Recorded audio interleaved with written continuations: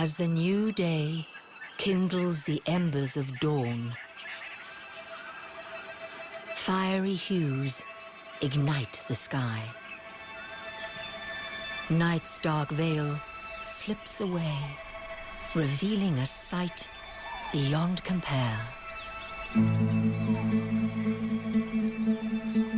The awe-inspiring plains of the Okavango Delta, dipped in the molten gold of an African sunrise.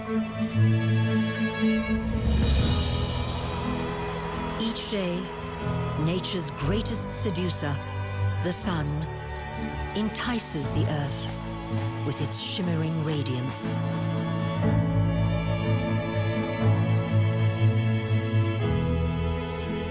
Rooted against this amber dawn, a tree wearing a golden crown soaks up the burning orb's gift of light and warmth. The sausage tree is the embodiment of the sun. It too seduces those within its realm.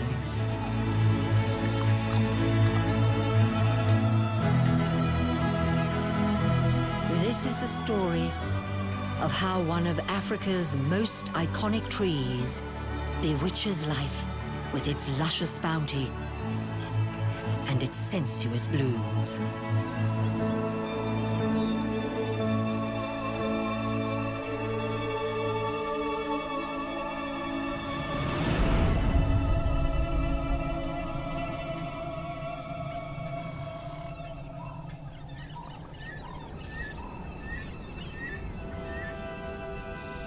February is the end of summer in Botswana, the peak of the wet season when temperatures soar.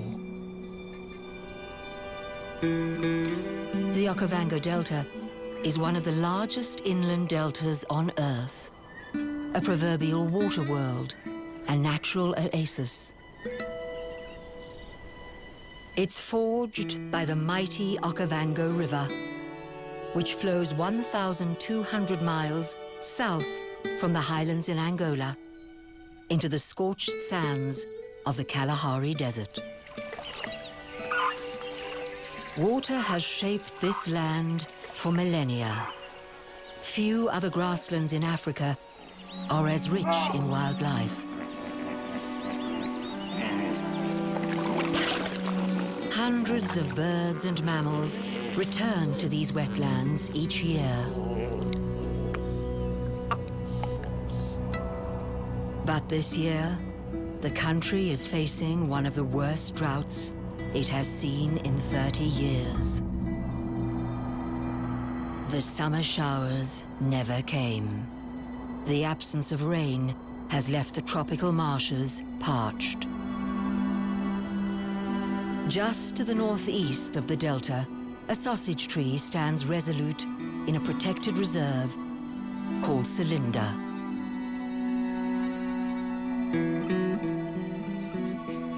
The dry grassland around it softly whispers its grievance to the swelter.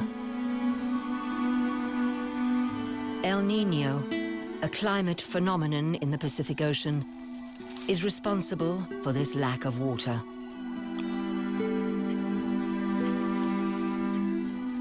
But life makes do. A tough year lies ahead for Selinda.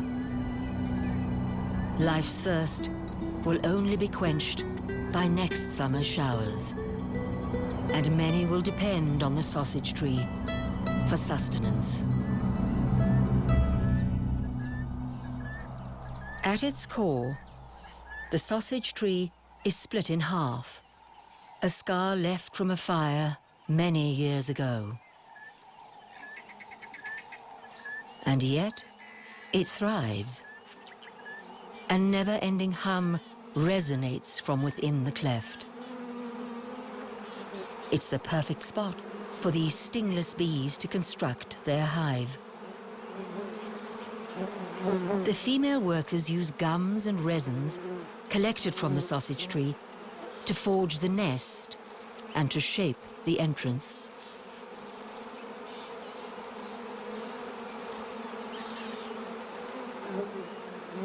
The colony is active throughout the year and is ruled by a single queen.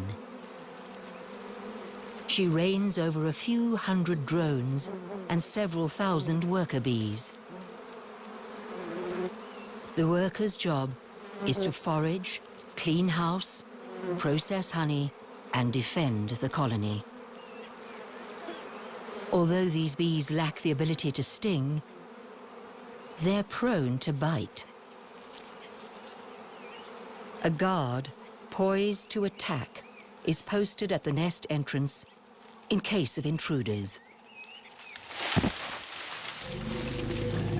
An elephant cow lazily kicks at the dirt around the tree to unearth the dry grass.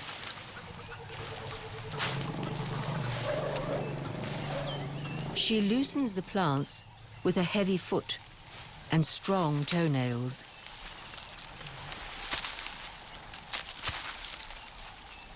Making it easier to pick them up with her trunk. This herd consists of females and their offspring, and a 9-month-old calf. He's a playful little fellow, constantly bumping and touching his older sisters. His mother needs to consume up to 6% of her own body weight daily to produce enough milk for him to survive. And Junior is an eager young suckling, drinking up to 3 gallons of milk a day.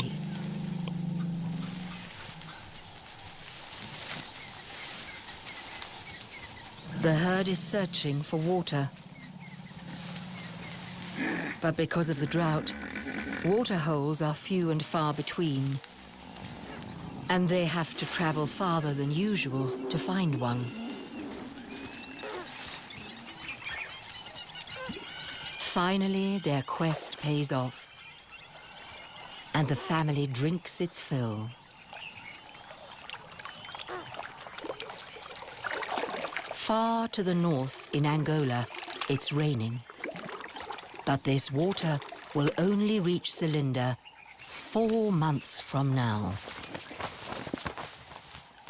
This oasis is one of the few water sources left, and it's not going to last the season. In summer, the sausage tree is well endowed. Huge sausage-shaped fruit dangle from long stalks in its canopy. Lacking a central pit, these giant oblong fruits are actually berries. Gnarled and knotty, they're up to 7 inches thick and grow as long as 3 feet. Across Africa, various indigenous tribes believe that the tree's large phallic gifts have the power to enhance a lad's manhood and can help a woman to grow bigger breasts. Yellow-footed tree squirrels take to the sausage tree's branches to gnaw at its luscious rewards. The sausage fruit is crammed with seeds, a sought-after treat for these furry critters. The seeds provide protein, carbohydrates, and fat to the scurry of squirrels. But the sausage tree yields more than just food to the rodents. It's also their home.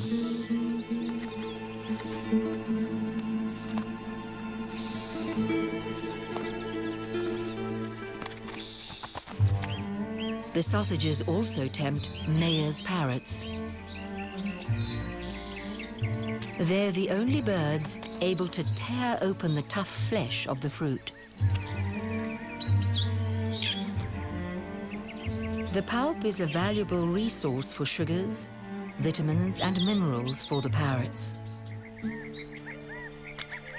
They're decidedly skittish and forage in small groups to reduce the risk of predation.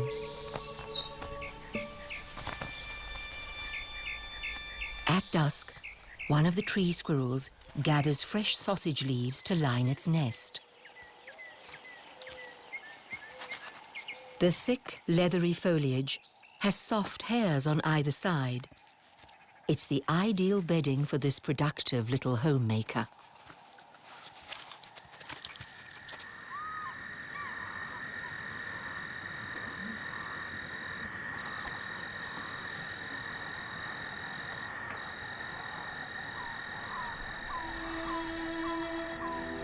Nothing is quite like dawn in Cylinder. The burnt orange brilliance eases the new day in gently. Each autumn morning is a gift, the world unwrapped anew. In the sausage tree, a red-billed spurfowl stirs in the cool April breeze.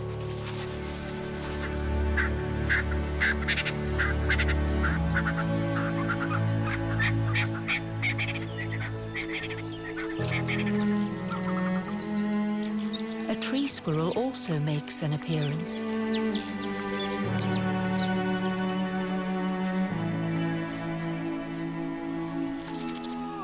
The two neighbors are well acquainted. To attain its morning libation, the squirrel licks dew from a spider's web on the sausage tree's trunk.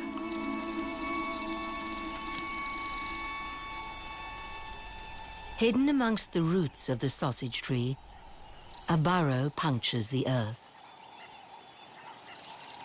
Its usual warthog residents have long since vacated the premises. They've gone in search of water. The boar savors one of the last remaining mud puddles before the scorching sun claims it too. The warthog's deserted home isn't empty though.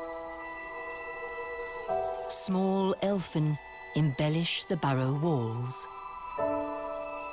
They may look like moths, but these squat cavern dwellers are actually tiny butterflies. The males in this colony chose the cool chasm in the sausage tree's shade as their shelter.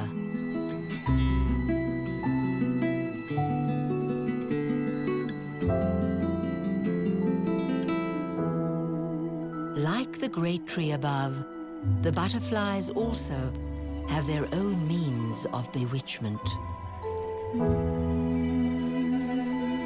The males flutter around the females, wafting scent to attract their mates.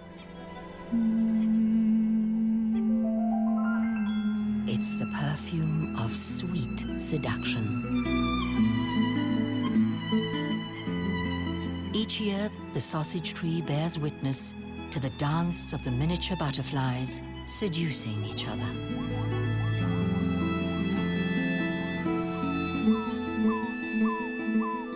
A cooing softly drifts from amongst the tree's velvety leaves.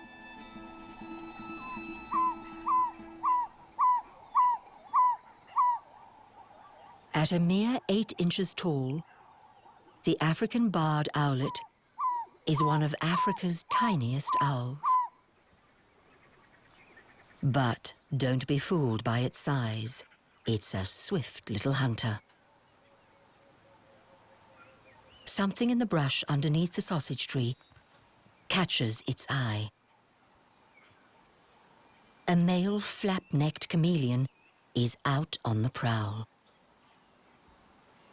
It's breeding season, and he spots a potential mate. The tiny owlet moves in for a closer look. The female chameleon also notices the male. This might just be his lucky day. But something's wrong. She's changing color. Already Already having mated with another male, she's hostile to his presence. Her bright colors are a sign of aggression. Time for the male to get out of dodge.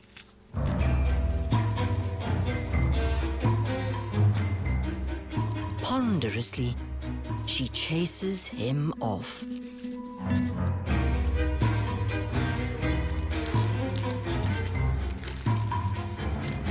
He's jumped and now clambers to safety. But it might not have been the right move.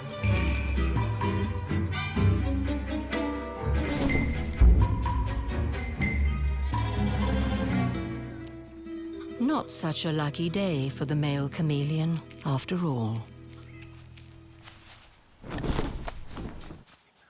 The chase leaves the female hungry. Her eyes move independently from one another, allowing her to look for prey in two different directions simultaneously.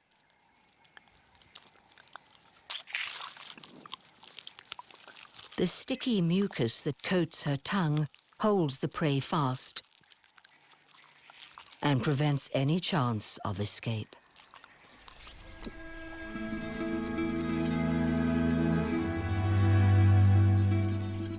In May, what remains of the sausage tree's offerings are well worn. Autumn is the time for the enticer to discard its evocative fruit. One of these giant berries can weigh over 20 pounds, a potentially heavy blow for anything underneath. With the fruit now on the ground, it's easier for birds and animals to plunder this prize. A green wood hoopoe has developed an ingenious way of probing tiny holes in the sausage with either his upper or lower mandible. He's digging for fat grubs. This bounty is just too good to share. What he doesn't eat, he takes back to his nest, a cavity in a nearby tree. But it's not just he who feeds his young. Wood hoopoes are cooperative breeders, and he has 6 unrelated buddies that assist him. When they breed, he will assist them. A pair of bearded woodpeckers also hunt for the sausage's occupants. The male wears a red crown, while the female does not.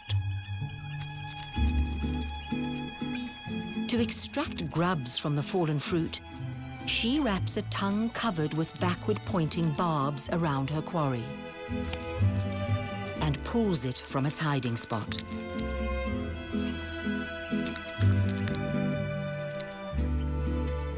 The woodpecker couple is so efficient at lassoing grubs that resentful wood hoopoes chase them off.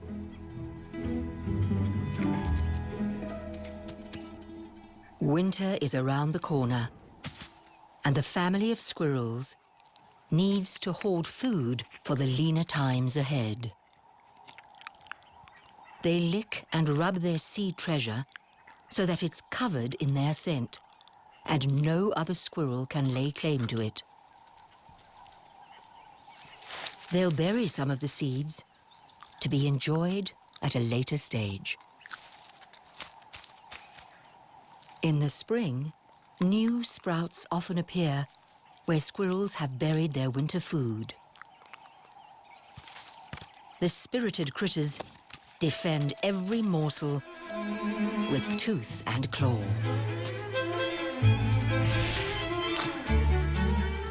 But these skirmishes are often in mere jest.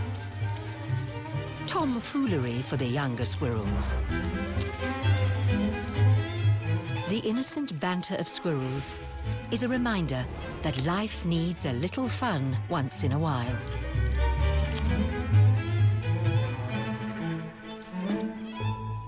By July, all that's left is the half-eaten remains of the sausages. But even this doesn't go to waste in winter. Before long, the desiccated fruit is infested with a myriad of shiny insects.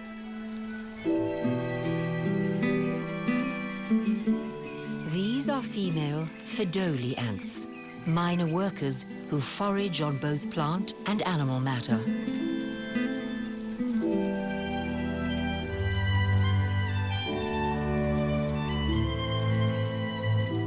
At a mere eighth of an inch long, these social insects are tiny. Nevertheless, together they make an industrious workforce. Day in and day out they labor, excavating tunnels in the fallen fruit. And what could be better than living inside your own food? But the Fedoli aren't the only visitors. Matabele ants, 6 times larger than their tiny cousins, also patrol the sausages. Nearly 1 inch long, they're among the world's largest ants. The much smaller Fedoli attack the invading giants with painful stings, defending their home sausage. But the Matabele aren't here for the fruit. They're hunting for termites that also feed on the fallen sausages.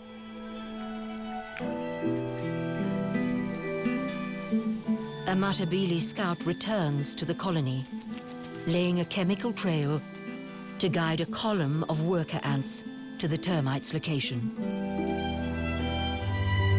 These workers can carry up to 10 termites at a time in their mandibles, ferrying them back to their nest at the foot of the sausage tree.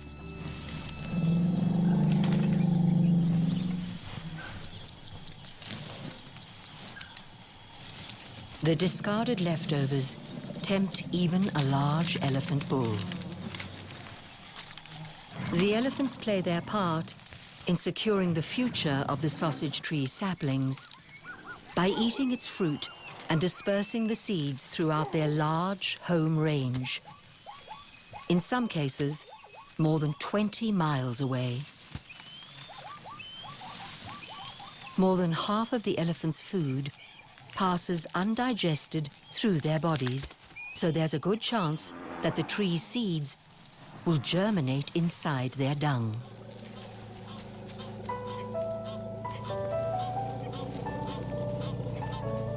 By midwinter, anticipation fills the air. A large herd of elephant returns to Selinda. They know change is coming. The rain that fell over the Angolan highlands finally begins to flow through the rivers that irrigate these majestic marshlands. The large pachyderms take to the water, joining other herds to relish in its purity. The young calf and its family are also here to socialize.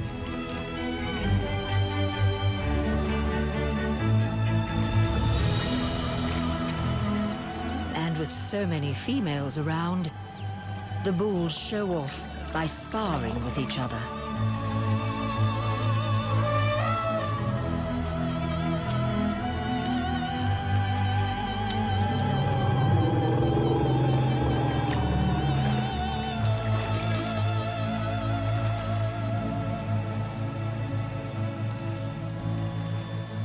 As the blazing orb descends toward a sanguine horizon, the elephant bull picks at the last of the sausage tree's offerings.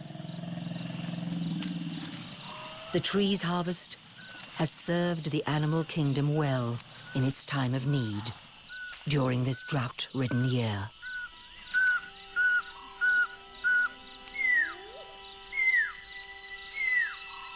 A pearl-spotted owl heralds in the splendor of the African twilight.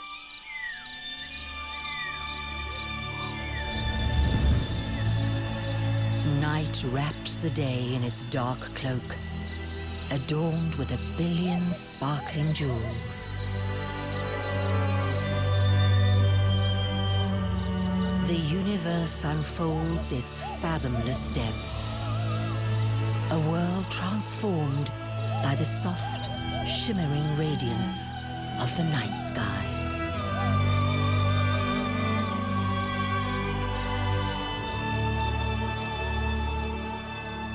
At dawn, the great seducer is surrounded with a bouquet of fluffy white flowers. The knobbly creepers are in bloom. It's the first true sign that spring has finally arrived. In September, the wreath encircling the sausage tree charms browsers from all over Celinda. Even though the channels are filling up, the land remains parched, and the summer rains are still months away. To conserve water, the sausage tree begins to shed its leaves.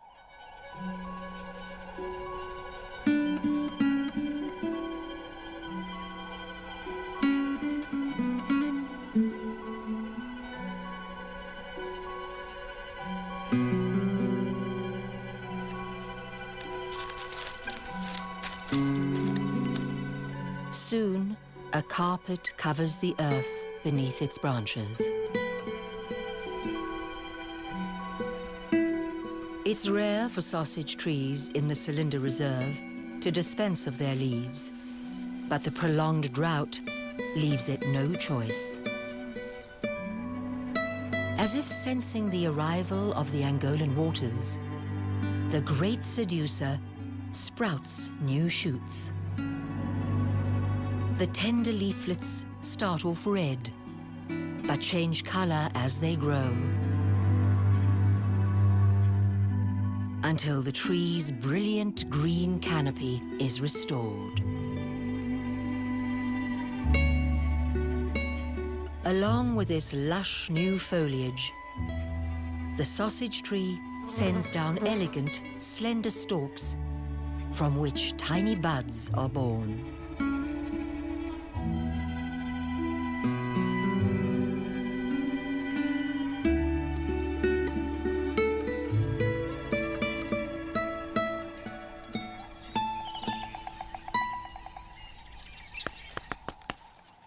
In spring, the pair of bearded woodpeckers takes to the tree's branches to probe for a wriggling spider or grub. At a rate of up to 20 times per second, the female strikes at the woody surface almost 12,000 times a day. The woodpecker's skull has evolved to cope with this incessant head-butting. It consists of a layer of relatively soft, spongy bone, and the cartilage at the base of the mandible helps to further soften the blows. A millisecond before each strike, powerful muscles attached to the mandible contract, creating a tight but cushioned structure at the moment of impact. In that same moment, a thickened membrane closes, protecting the eyes from flying debris, and keeps them from literally popping out of the head. But perhaps most unusual is the woodpecker's tongue, which wraps around its skull several times, creating a curious sling-like structure that functions as a shock absorber.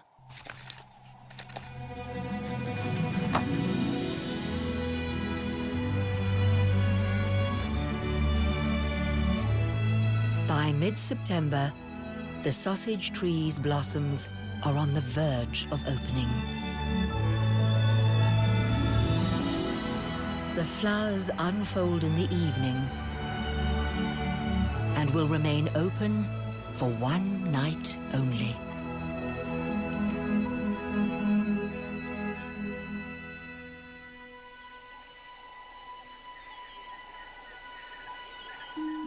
In the morning, the great seducer flaunts its blood-red blooms. Sprays of voluptuous, trumpet-shaped flowers hang seductively below the tree's dense foliage.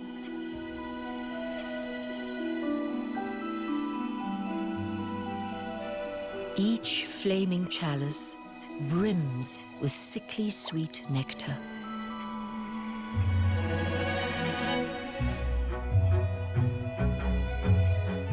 But reaching the flowers isn't easy for those lacking wings. Instead of drinking nectar from the bell of the blooms, the squirrels bite a hole at the base and gulp down the ambrosia that flows from within.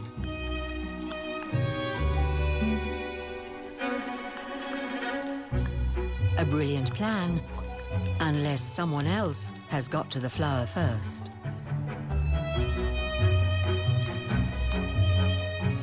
The sweet syrup is so addictive that the squirrels dangle from just about anywhere to get at it.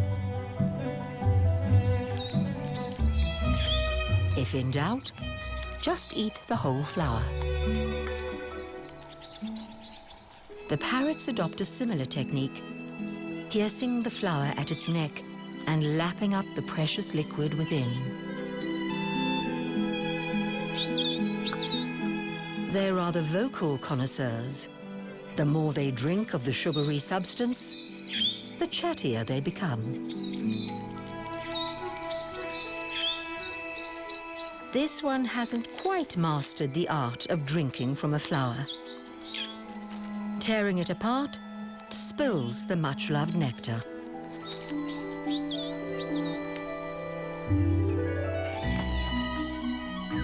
Sunbirds, in all shapes and colors, flit about the flowers to reap their rewards.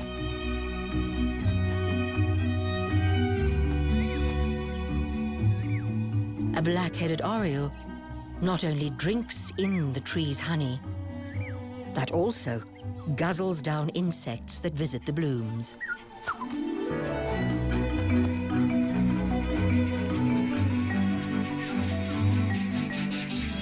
And it's impossible to ignore the arrow-marked babblers that noisily raid the opulent red riches.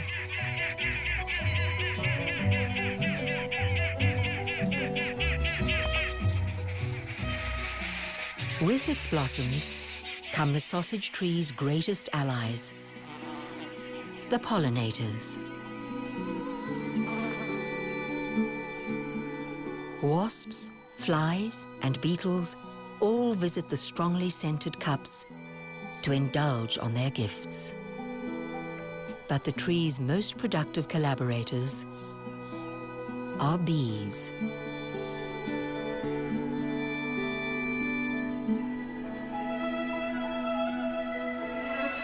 A bee gathers pollen from a flower's anthers, the male part of the plant. When it visits another flower, it inadvertently lands on the flower's female stigma, transferring some of its load, completing the process of pollination.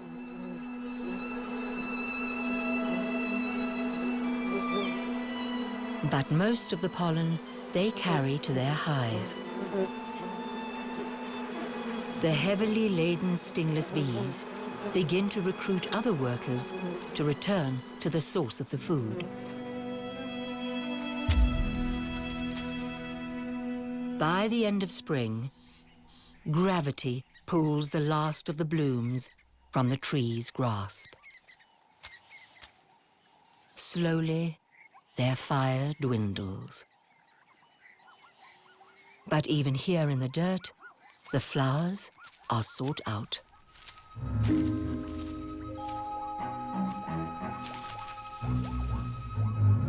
Usually, the crested franklin's menu consists of bulbs, shoots, leaves, and the occasional berry.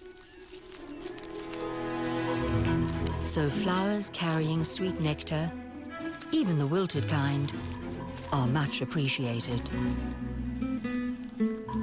But the hefty blooms are not an easy meal.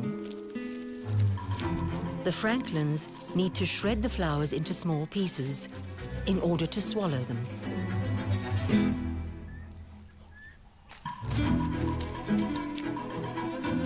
Like a puppy with a rag doll, a vigorous shake, a toss, and a fling get the job done.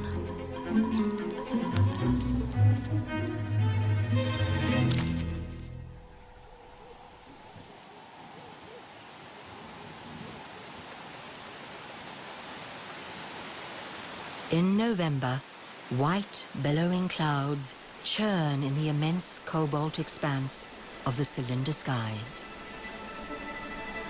It's a seething summer dance, foreshadowing what's to come.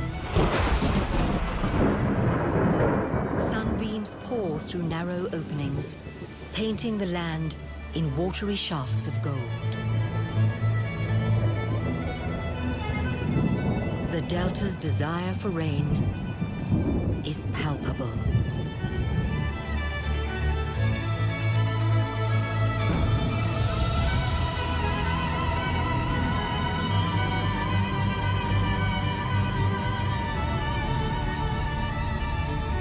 At last, the dry season comes to a close.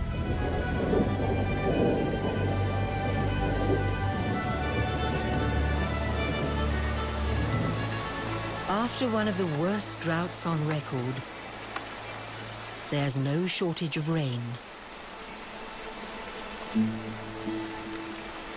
The downpour continues for weeks.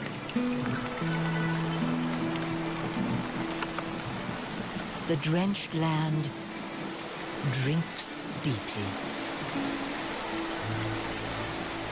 The grass plains now have time to recover and return to their former glory. Everywhere you look, it's green. The veins of the cylinder spillway run their lifeblood across the marshes.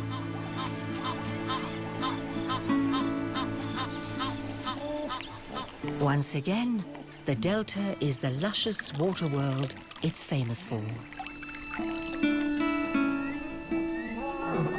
When the rain finally relents, the damp air around the sausage tree is alive with activity.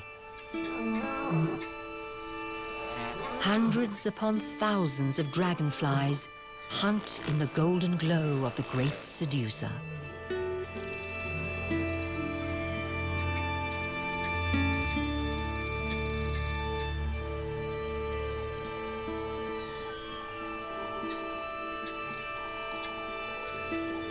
A winged feast erupts from the ground. In the wet summer, swarms of male mayflies elegantly dance to seduce the females. Dragonflies cannot resist the frolicking temptation. They simply snatch them out of the air.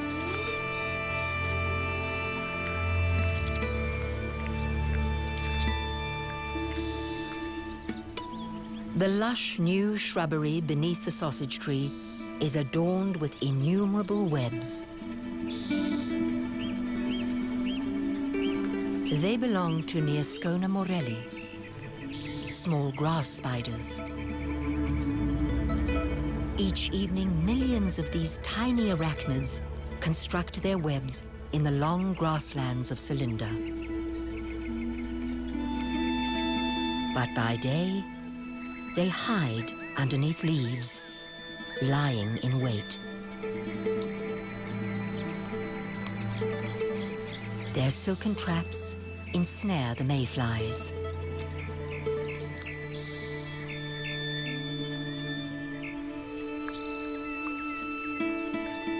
This is a good time of year for the eight-legged hunters, and they don't go hungry.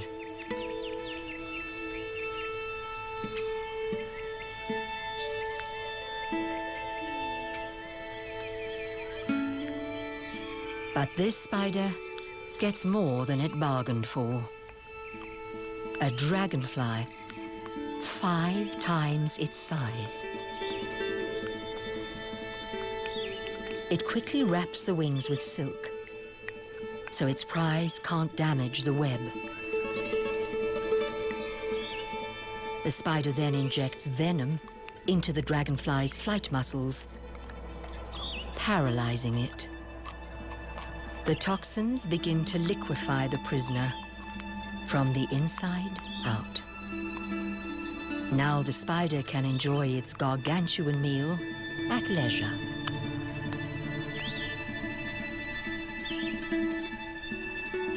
A curiosity of dwarf mongooses has spent the night in a termite mound in front of the sausage tree. There is a rigid hierarchy within this pack, with one dominant male and female in charge, and only they have the right to breed. But it's everyone else's job to look after their pups.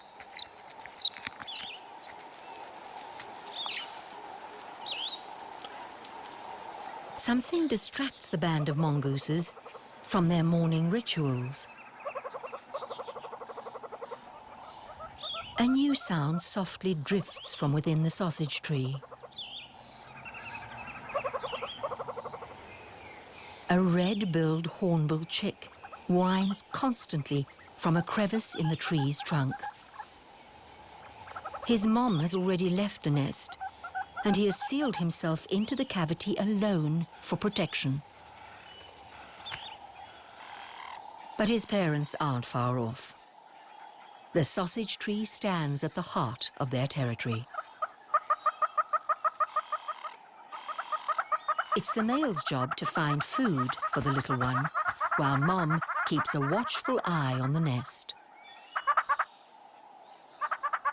The inner half of his lower mandible is black, while hers is red.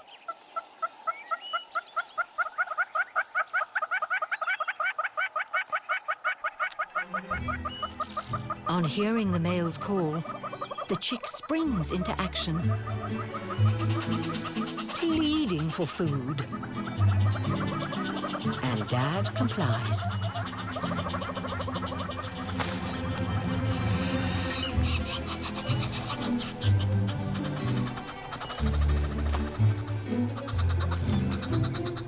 But the hornbills don't search for food alone. They often forage along with the mongoose family. With more eyes to look out for danger, it's a mutually beneficial relationship. Their big-beaked buddies are quick to set off an alarm when predators like this tawny eagle are near, allowing the mongooses to feed in peace. And even though these feathered and furred neighbors sometimes compete for food, they never steal from each other.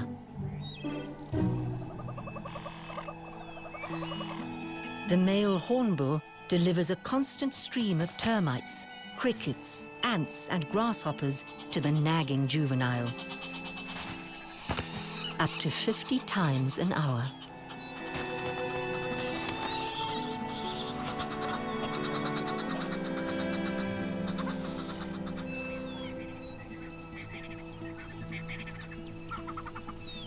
December is the most fertile time of the year, the height of summer. 9 months since she mated, the flapped-necked chameleon's eggs have hatched. A blend of chameleon hatchlings gingerly moves down the long grass at the base of the sausage tree. With no parental care, the youngsters disperse quickly to avoid predators. When they hatch, they're only 2 inches long, but they grow quickly and molt regularly. But shedding one's skin is an irritation, and they will try anything to get rid of it.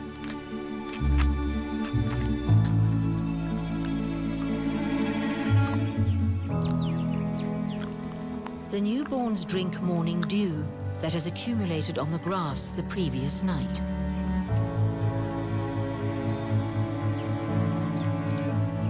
A family of warthogs with 2 piglets has moved back into the burrow underneath the sausage tree.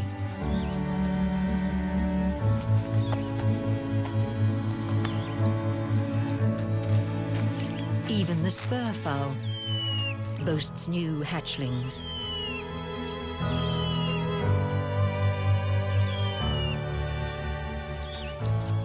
Some of the neighbors will take a bit of getting used to. It's time for the hornbill chick to meet the world. His mother encourages him to leave the nest, pecking away at the entrance, showing him it's safe to come out.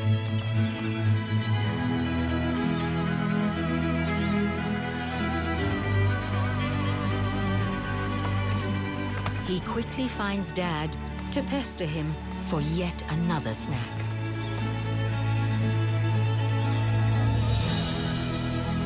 Few other trees in Africa are as desired as the sausage tree. But it's no frivolous affair with nature. There is purpose to its calling. Every animal the tree lures into its realm plays an essential part in the survival of this ecosystem. It's the sweet seduction of life by one of Africa's most enticing trees.